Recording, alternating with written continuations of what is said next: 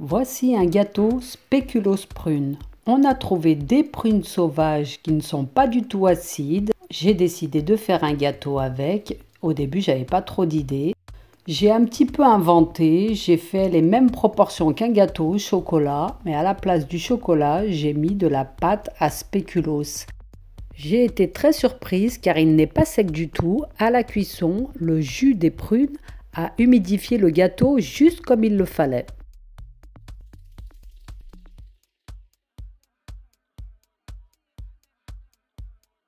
Il est vraiment très simple et très rapide à réaliser. Je vous conseille vivement de l'essayer, c'est une vraie merveille. Donc pour les ingrédients, 4 œufs. Ensuite, j'ai rajouté dans un verre à thé un peu de sucre. J'ai pas trop sucré car la pâte à spéculoos et les prunes sont déjà assez sucrées. Ensuite, j'ai rajouté environ 80 g de beurre et j'ai mis un peu de la pâte à spéculoos. Je vous dis franchement, les doses, j'ai mis à vue d'œil. Pour les grands gourmands de spéculoos, vous pouvez en mettre plus. Après, j'ai mis environ 200 g de farine avec un sachet de levure chimique. Et j'ai mélangé le tout jusqu'à obtenir une pâte assez consistante pour faire un gâteau.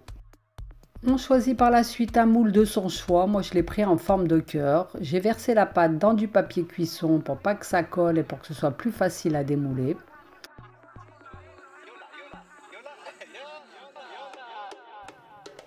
On dispose ensuite les prunes sur le dessus.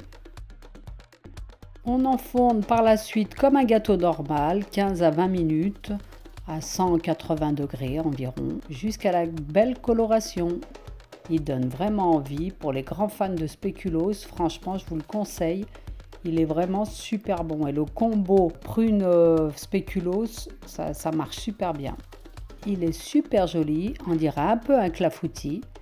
Il est super facile à découper. N'hésitez pas à essayer la recette, vous ne serez pas déçus. N'hésitez pas à me soutenir avec un like, un partage, un petit commentaire.